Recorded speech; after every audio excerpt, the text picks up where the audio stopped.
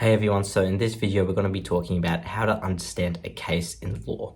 So number one, what is a case?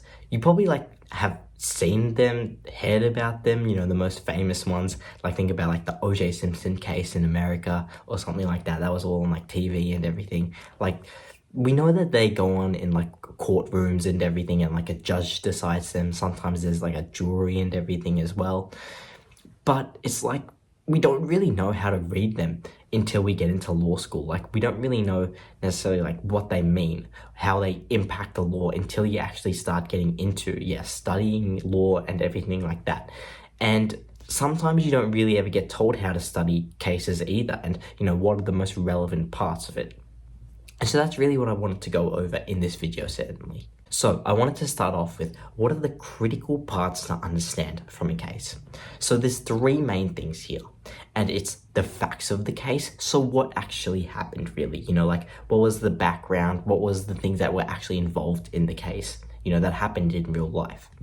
And then we go on to what was the relevant legal issue at hand? Did someone kill someone? Is murder up for debate then, or something like that? Or did someone rob someone? Or did someone assault someone? Those are just all criminal stuff. But, maybe it's a director improperly used their own power or something like that. A mortgagor, so say, a bank or something improperly sold a house under a mortgage contract when they weren't meant to. Maybe that's the relevant legal issue at hand. And then ultimately, what was held? What did the court decide at the end of the day? Because that's going to end up impacting the law and be binding on the law as well, and continue to follow the law through for the duration of time or until it gets overturned. So here we've got here on screen an example of how I would set out my notes for a case. Say we've got the case X v Y, so X you've got is the plaintiff, Y is the defendant. And then you've got the facts of the case. The facts are A and B. A happened, and then, maybe a week later B happened, or whatever it may be. And then the issue is C. C is, I've got a question mark after it because it's this is the relevant legal issue. We're questioning it, what was the outcome of it? And then we get into the outcome of it with the held section. And, we'll say D was held. The judges decided this, and this is now binding, on the law. And then maybe we've got E and F, which, were also decided, but maybe don't bind the law, which we'll get into, obiter dicta, if you've heard that term. And then we got the ratio, dicidendi, which is D, the binding thing. So we'll go through those three parts I mentioned before, facts, issue, and what was held, in a bit more detail now in each section. So we start here with what actually happened in the case, like I mentioned before, what actually went on in real life.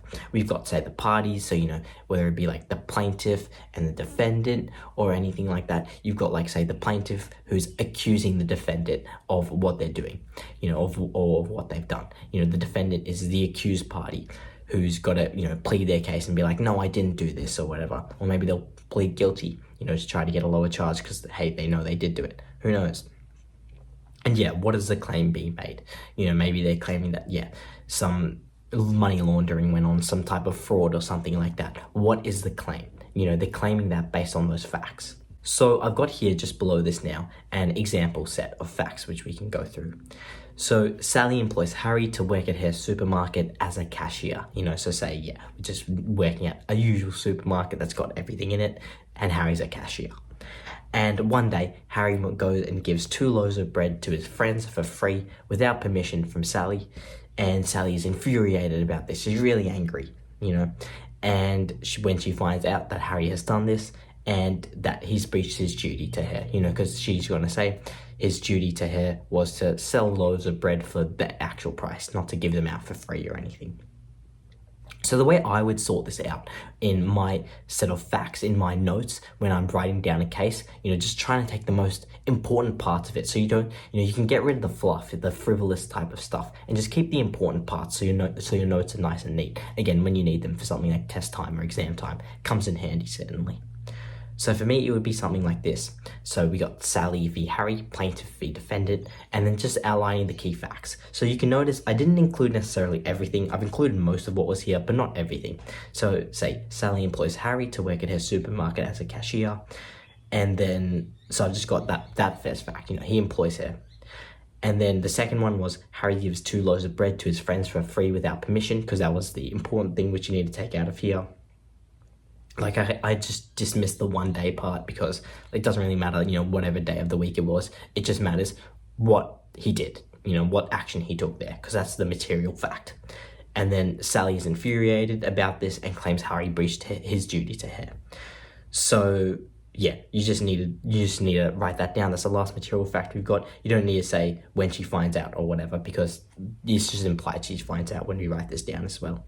So you can get rid of some of the fluff, but you just need the important material facts. Again, from this example, it's only 2.5 lines that I wrote here, but when you're looking at like cases that have very, very, very long factual scenarios, which just span on for pages upon pages, it's going to be important. It's going to be a skill you need to really get rid of probably like 95% of the fluff in there and the stuff that's not important, and just look at the material facts which you need, which again may only be 2 or 3 dot points from looking at like 5 pages worth of text and everything. However, again, I'll get to later in this video how we can avoid looking through 5 pages worth of text like you would if you were looking at the full case citation. Okay, so now we get on to the second part of what we look at for a case, and that's the issue. So again, the relevant legal issue at hand. What are we actually trying to examine here? So yeah, like I said, it's what was the court actually looking at? You got to boil this down really to its simplest terms, to its simplest form, as it can be easy to overcomplicate it. You see like someone went and killed someone else, we're probably looking at something like murder or manslaughter, something like that. Someone kills someone else, that's what its simplest form is. And then, what was held answers the issue. We're looking at what was debated, what's going to be the result of this, and then what was held answers it, because it says what ended up being the result. So the issue that I've got here from this little kind of made up case I've got is, where Harry, he went and gave his friends the bread and everything for free. Sally was infuriated. And then the issue here was, did Harry breach his fiduciary duty to Sally? So fiduciary duty is just, an obligation an employer has to act in the best interest of their employer. So Harry as the employee has to act in the best interest of his employer. So, did he breach that duty? Because he didn't act in Sally's best interest, who's his employer. He went and gave his friends the bread for free. So that's the issue here. Did he breach that duty? And that's the issue that we've got at hand, and that's what we're trying to look at. Was this breached? Was it not breached? That's the claim that was made, that it was breached. That's what Sally's going to argue. Obviously, Harry's going to argue against that. And then we go on to the final part, and probably the most important part of the case, ultimately, what was held, and you need to understand the key principle which was held in this case, as this is binding on the law. It's going to keep going with the law for the duration of time, again, unless it's, say, overturned by a court which can overturn it, because not just any court can overturn it. It's usually got to be like a higher court, so if you've got, say, the appeals court, and then you've got above that the high court or the Supreme Court, they can overturn the appeal court. But say you had like a magistrate's court or some type of district court under the appeal court, they can't go and overturn that appeal court because they're underneath it. So only some courts can overturn other courts. But if we've got a case here where a judge or something, a bench of judges, they go and decide something, that's going to be binding, and that's, like I mentioned at the start of this video, the ratio dicedendi, Latin, some Latin in there. And it's the majority's decision. And it's going to be what's binding now on the law, what was decided in this case.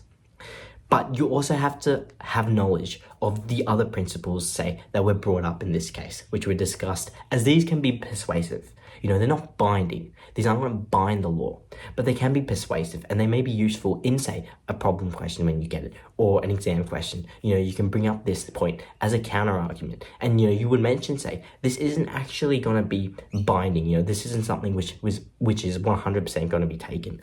But it's something which could be persuasive and would persuade judges when they are actually in the position of looking at this, and deciding which party has the better argument.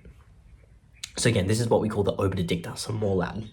And it, some examples of what it may be is when you've got a judge who agrees with the majority on the outcome, say he thinks there is murder, but for a different reason, maybe he didn't think that they had the intent or something like that, or something else rather, but maybe he was just like, there was money laundering or something like that, but for a different reason, he stole money from a different bank rather than this bank or something. But You know, you could also be looking at other extraneous points besides that, such as hypothetical situations the judges think of, which I'll get into with this example of the Sally v. Harry, which I have the scenario of below. And then one other thing you're going to definitely want to have knowledge of when you look at these cases is the dissenting arguments judges have. So basically, judges who disagree, they dissent with the majority decision or whatever it may be. You know, they're saying, you know, say the majority judges believe there was fraud in one case, but you're going to be like, actually, no, I don't think there was fraud. That's the dissenting judge. And you should have knowledge of these as well, because they can be persuasive. You know, if, say, 100 years ago, in a situation, the judges viewed something was not fraud, but now they view it as actually being fraud. You know, again, the world has changed so much in 100 years with, say, obviously all of technology and everything. You know, what was fraud back then may be, well, what was not fraud back then may be fraud now. And so if you were looking at a dissenting judge from 100 years ago who actually lost, kind of, he was not in the majority there, his judgment may actually be the one that reflects reality best now. And so for that reason, it's persuasive. And again, it is something you should take note of, certainly, and something you can bring up in your tests or exams or whatever. As my laptop is low on charge, but that's okay, I'll charge it after this. And, you know, again, you've got to see the reason why this judge disagrees. And again, it could be something which is certainly of use to you in, again, a test or exam type of setting. And something else which you would want to note is if the judges used a formula, you know, to decide something, understand this is a test, you know, which you should apply again when you get into a test or an exam. If they were like, okay, we've got this 3-step scenario which you have to look at for a breach of fiduciary duty. If, you know, an employee was disloyal to their employer, you know, this 3-step test, and it's like, if they fulfill all these 3 steps, then they did breach their duty. Look at that and understand that in the case. And then the last thing which you want to look at is, does what was held, you know, what the majority judges decided, does it change the law or simply modify it a little bit? You know, does it completely overturn it, or just change it a little bit and just modify it a little bit, or just add to it slightly? You know, because what was held, you know, it may not dramatically overhaul the law in some cases, you know, but in others, it may change it, you know, really drastically. So you've really just got to be aware of that and just understand which side it was on. Okay, so now we get into this last kind of setting for the Sally v. Harry, this last iteration of it. And you can see I've got some big colors here as well, ratio and obiter with this, as I'm trying to just get to be zoomed in on a good size. Let's put it on 100. Okay, so as you can see here, we got Sally and Harry, and we've gone through the facts in the issue already. Sally employed Harry. Harry, he gave 2 loaves of bread to his friends for free, and Sally was infuriated. And then the issue was, did Harry breach his duty, his fiduciary duty to Sally? And then what was held now? So say the judges in this case, again, this is a made-up case, it's not a real case, but, you know, we got here, Harry, he breached his fiduciary duty to Sally as he had an undisclosed conflict of interest. And that's your ratio, you know, that's the binding decision, which will now bind courts basically for forever, you know, in that same jurisdiction and everything, which I'll get onto in a bit. However, there was also something which the judges mentioned. They actually just talked about a hypothetical situation in this case, where they were like, if Harry did give his friends also the 2 loaves of bread for a discount, 50%, this would have been an undisclosed conflict of interest still, you know, without having Sally's permission, because that would still be disloyal. You know, even though that wasn't the case here, he gave it to them for free. They said, even if he gave it to them for a discount, that still would have been a breach of his fiduciary duty, again, if he didn't have permission and everything. So that was obiter, because that wasn't the situation at hand. You know, it didn't really relate to the binding majority decision. And so it's just going to be persuasive. That's not binding, the obiter. It's just persuasive. So yeah, recognize the difference between, the ratio and the obiter decision there. And one of the last things I've got up here is where to read law cases at. So you've probably heard of resources or search engines, legal search engines like LexisNexis and Westlaw.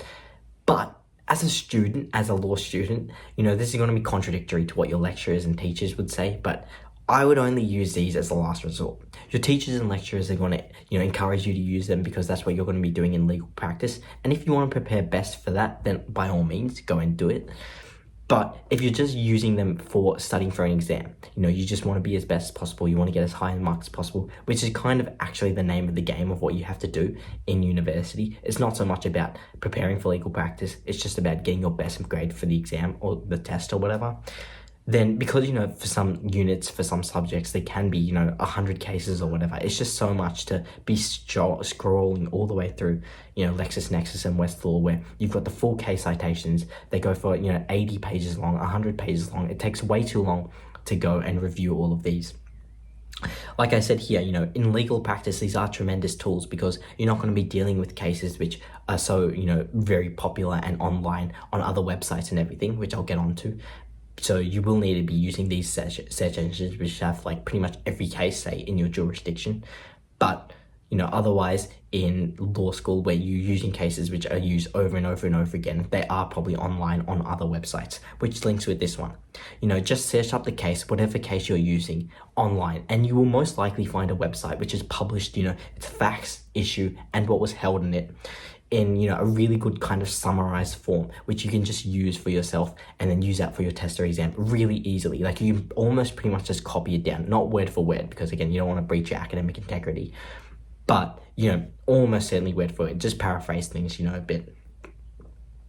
And then also, even your lecturers, in their slides, they usually provide good summaries of cases in their slides and everything like that. So that may be a good thing as well if you can't find a case online. And again, if worst comes to worst, your lecturer doesn't provide a summary of it, you can't find a summary of it online, you do have to just use a LexisNexis or a Westlaw or whatever other search engine, legal search engine you have.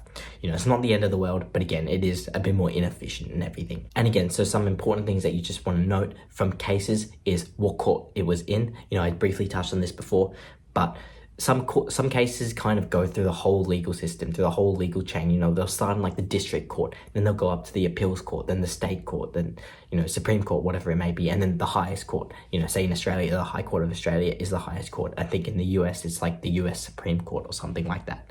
They'll go up through all the courts. You don't need to know the ratio, that binding decision from all those lower courts. You really only need to know from the top court, because the top court has the binding say, really. And then realize that, the high court, the highest court in whatever your jurisdiction is, again, in Australia, it is the High Court of Australia, that has the best authority, And again, obviously not all cases go to the High Court of Australia. Some courts will only say get to the appeals court or the the state Supreme Court or whatever it may be. So in that case, it will be binding on just that state. Because, as I've got here, if a case was held in a state, if it was held in, say, Victoria here in Australia, but you're in New South Wales, then it's not going to be binding on you in New South Wales. However, it may be persuasive, And usually when you're in legal practice, you'll look at the fact that they do use, a lot of cases from interstate, even though it's not binding on them. But because the decision was made interstate and, it's quite close, it's in the same country and everything, they'll use that likely as the argument that they'll use in court and everything, or just, in a legal setting. And then, again, if you've got a case which was held in the highest court in your country, so again, like the High Court of Australia, but you're in a different country, so say you're in the US, it's not going to be binding on you, even if it was in the highest court of Australia. If you're in America or something, it's not going to be binding on you. However, again, there are some exceptions that apply through international law, but again, if you're in university, you're just a student, you don't really need to know that, unless, of course, your examiners are telling you need to know international law for your exam, then, of course, you need to take note of it. And one last thing which you should really just take note of when you do look at your cases is the year that it was held in. And this is because, binding authority is binding. No matter how many years it goes back, no matter how much the world changes, really. If you've got a case from over 100 years ago on the same issue as you've got now, that case is going to be binding on you. And judges can sometimes overturn decisions, even if it is binding, but a lot of the time that's what you'll use anyway when you're preparing, and when you're answering a question in, your exam or your test, you'll use that authority, even if it is from 100 years ago, 1924 now, even though we're in 2024, which is pretty crazy to think about, but it is. And so, something just to take note of. Again, if a case was only from 10 years ago, then again, the world hasn't changed too much. Debatably, maybe it has, but probably realistically, it hasn't changed a super amount. But obviously from 100 years ago, it has changed quite a lot. And then some things you can forget is like the citation number on the case, like the volume. You've got the volume number, like volume 8, page 32. You've got this citation on, and forget about it. It doesn't matter, really, for the purposes of, your university, unless you've got like some type of test and it's quizzing you on all of that stuff. But realistically, you know, for problem questions, you're not really going to have to know all of that stuff, so you can pretty much forget about it. Like in my notes, I don't have the citation number or anything like that at all, because again, it just kind of takes up space. So that's pretty much how you read cases in law and everything, pretty much targeted towards a law student. You know, again, if you're in legal practice, you'll probably do things a bit differently. Like, yeah, you will be using your LexisNexis, your Westlaw, and everything like that, these legal search engines. But again, when you're a student and you're just trying to get as best grades as possible, you really can forget about them. So that's pretty much all I've got for this video. And if you guys are, you're reading cases and everything, you're preparing for trying to answer a problem question as best as possible, I would certainly recommend viewing this video on how to do that best. But otherwise, again, thank you guys all so much for watching, and I will see you in the next video.